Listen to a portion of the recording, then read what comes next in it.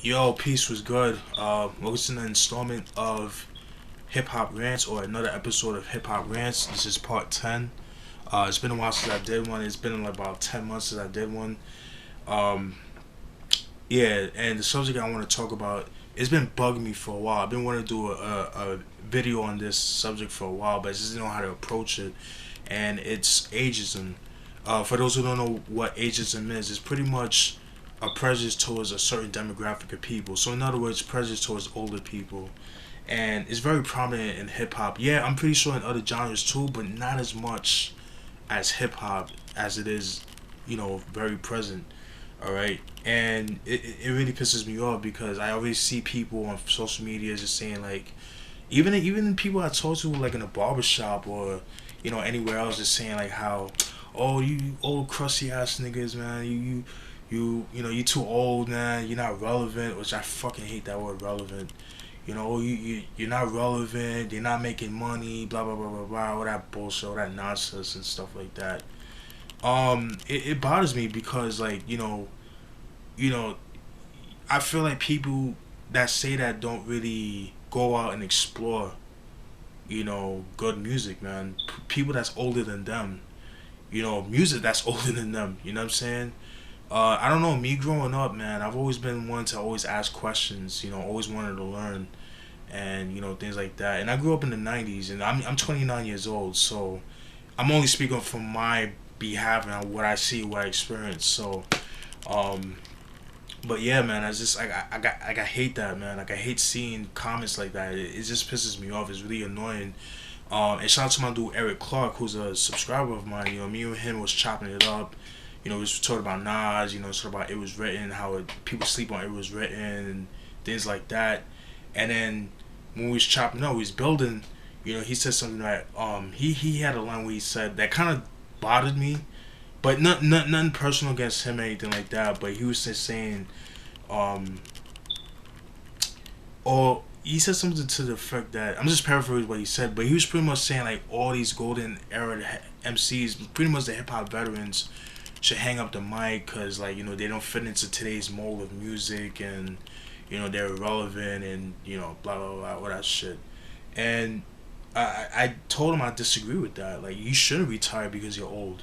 You know what I mean? Like, if you still got it, you still got it. That's something that doesn't leave you. Yeah, you could take a break, but hip hop's always gonna be inside of you no matter what. If you still got it, what it takes to spit on the mic, go for it. I'm all for that, man. I mean, look at Scarface. He's still putting out work. I haven't heard the Deeply Rooted album, but I heard good things about that. Look at Ghostface. He's in his mid 40s, and he's been putting out heat lately. And he's putting out that Sour Soul album with the Bad Bad Not Good band from Toronto. I think they're from Canada or some shit like that. Pretty dope album. The 12 Reasons to Die 1 and 2 that came out, I thought that was pretty good. I mean, to me, he's the one in the Wu Tang that's holding down the torch, where everybody else is kind of like, kind of iffy in my opinion. You know, my problem with a lot of golden era MCs, meaning people from the '80s and '90s, is that they try to be relevant, as they would say, by trying to like be like the young kids, and I'm not for that. I can't respect that. Like that right there, like I see people like, and I know people like that in real life. Like they try to be young, because they're insecure about their age. Nah, fuck that, man. Like, yeah, you can still have fun, but you don't have to act like these fucking young kids nowadays that's wearing fucking Megans. You got you fucking Jaden Smith wearing dresses and shit. Like, that shit right there is asinine, man. Like, you got cats, rocking the blonde highlights in their hair and stuff like that. It's like your boy Karis once said, you're struggling. You know what I mean? Like, that shit is crazy to me. But if that's your thing, that's how you flow, that's on you. But me personally, you're not gonna catch me wearing that shit. Fuck that. But it is what it is, and that's not no diss towards because I know you probably gonna think, oh, you be homophobic. Nah, because I know gay people in real life, and they don't dress like that. It's like these dudes that try to impress women to wearing tight jeans and and wearing dresses and shit. Talk about rope. Get the fuck out of here. You ain't from Scotland, nigga. Like, Unless you're from Scotland and you play bagpipes, nah, you should not be wearing no dress. Fuck that. F that shit. That's just my opinion. But I think that's, and that goes on with real life too. Like I said, like, people men trying to impress women, and men not being themselves, man. And it's just funny too because you'll see people that's doing that.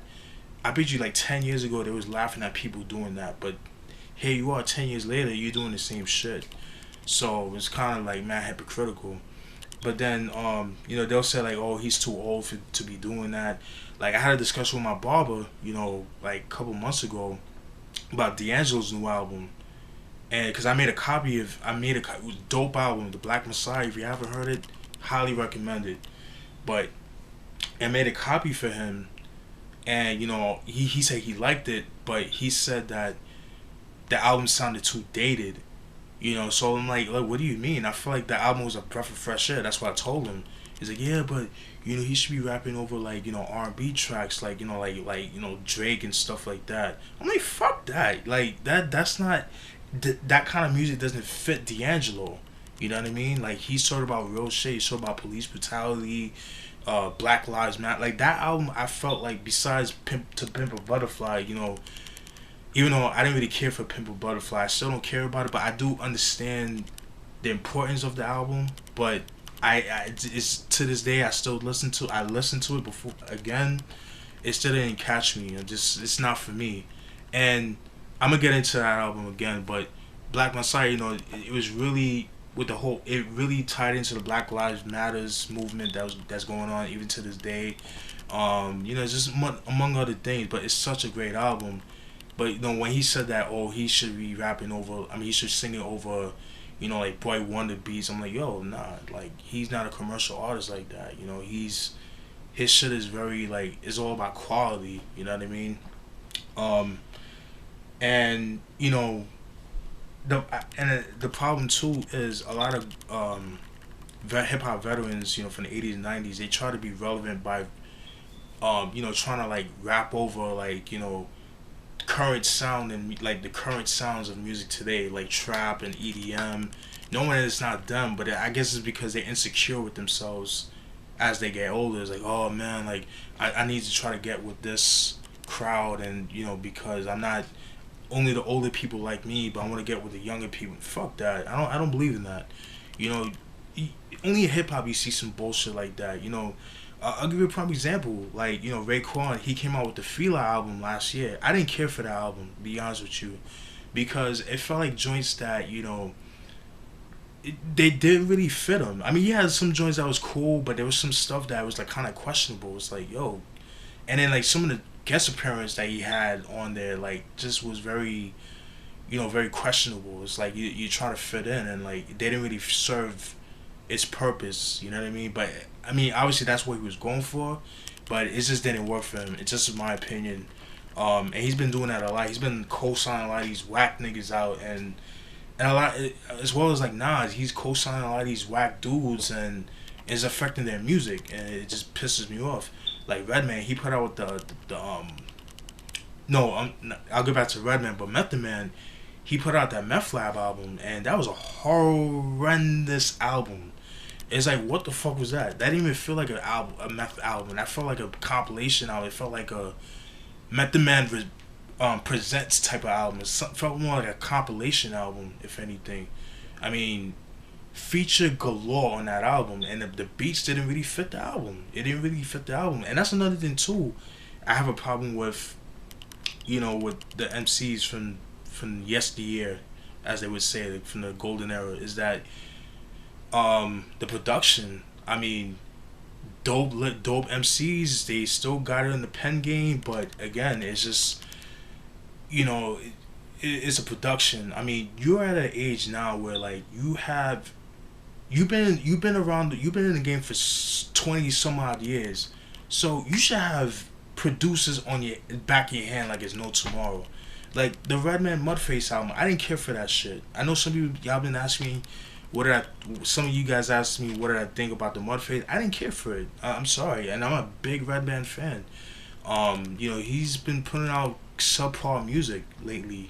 This is my opinion, and like I said, I'm a big Redman fan. You know, the Reggie album I didn't care for, but he even said he didn't like that album because he said that, you know, he was trying to get out of Def Jam at the time, so it was like the last time he did with them, which was sort of understandable, but it just wasn't. It wasn't Redman that I know him of. You know, it's not the Redman that I grew up listening to since the early 2000s. Like I want Muddy Waters Redman. Like he said he was gonna bring back. He's gonna come out with Muddy Waters too. He's been saying that for the past 6 years, and I don't know, man. I just hope that he holds on to. I just hope he, like he said, he's gonna bring it back to '97. But like I said it in the Redman introduction video, I just hope we get old, like I said, old '96 Redman, old dirty, you know, Eric Sermon beats with, you know, beats from his Rolling W30, like some archive beats or some shit like that. Like I want to hear some shit like that. You know what I mean? But same thing with Method Man. Method Man's supposed to come out with his Crystal Method album. No, it's not Crystal Method. Crystal Meth album. It's supposed to be. He said it's supposed to be a mixture of his first two albums. I hope that's it. I hope that, you know, he keeps up to his word. You know what I mean? And you know, not just Method Man, but KRS One too. Like, you know, some of his later albums are kind of iffy. You know, it's just the production. And yes, there are MCs that are past their prime, but like I said, if you still have it, you still got it.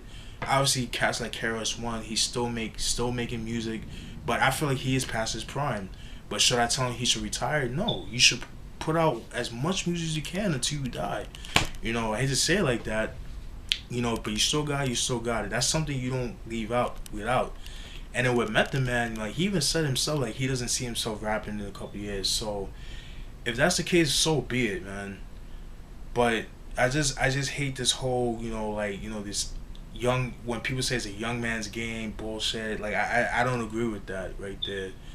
And then another thing too is like I've kind of noticed, you know, people co-signing the shit that's out now.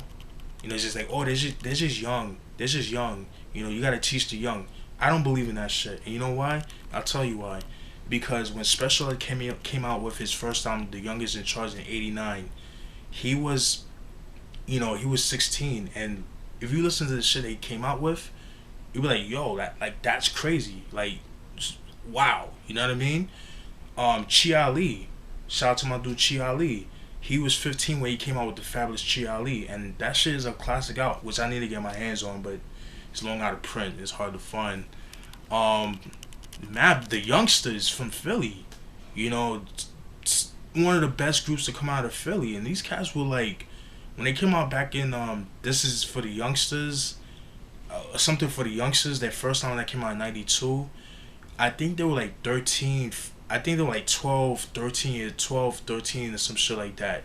And they were spitting. They were spitting some shit. My dude Doggy Diamonds, that dude Forbes DVD, he had a group called Little Bastards. And I think he was like 15, 16 when he came out with that shit. And they was spitting some shit too. And they had dope beats. So I don't understand this whole age shit, like, oh, because they're young. No. Because, you know, look at, yeah, it's just like that whole age thing because they're young and all that shit. You know, that's a bad excuse in my opinion. Nothing too is that, you know, the whole relevant thing, like, you know, like, oh, you know, you gotta be relevant to fit the mold. Nah, like that whole EDM trap shit, like that shit gotta go. I don't agree with it, but you know, it's good to have a balance.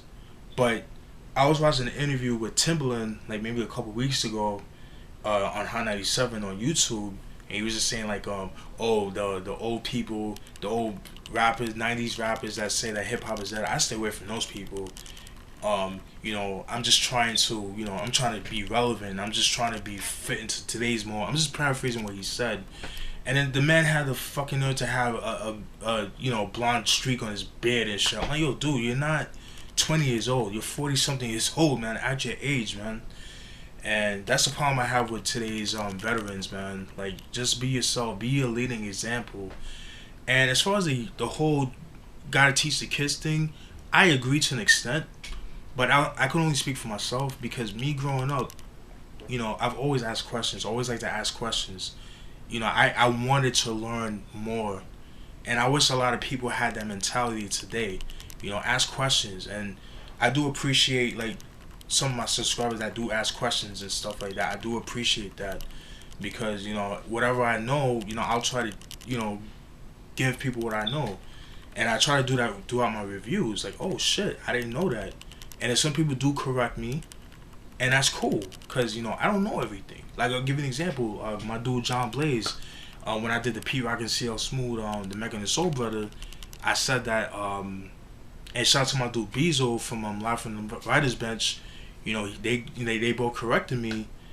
Saying that that both of them were 5%ers because they was doing this and things like that, and that they were Muslim, and then they both correct. Well, John Blaze was like, yo, 5%ers are not Muslim. You know what I mean? And I looked it up, and he was right. Because I know a little bit about the 5% Nation. I don't know too much, but I don't have that mentality. I don't have that ego where like, oh fuck you, I don't know what you're talking about. He said he studied religion. I gotta respect that. And then I looked it up, and he was right. So I'm like, yo, thank you for giving me that knowledge I didn't know. And then my man Bezo, he was saying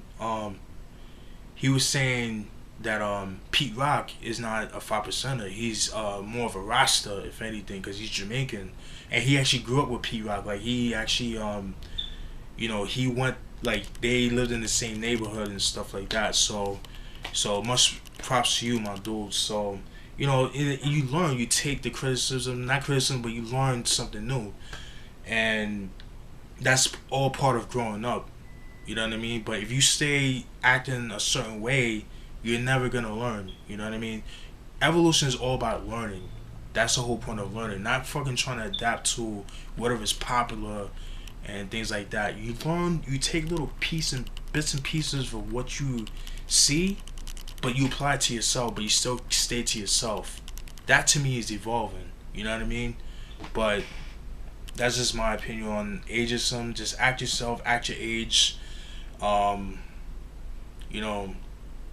another thing too. When people say, "Oh, you're too old to rap" and things like that, look at Jay-Z. Jay-Z, he got his first he released his first album Reasonable Doubt when he was 26 years old. Even though he started when he was like around 17, 18, when he used to roll with Jazzo back in the mid 80s. Look at Guru. When he came out with the first Gangsta album with Primo, Norman Mr. Nice Guy back in 1989, he was 27, going on to 28 when he dropped that album. And those two are some of the illest MCs out. Well, except for Guru, because he passed away, rest in peace. Broadhead Slick.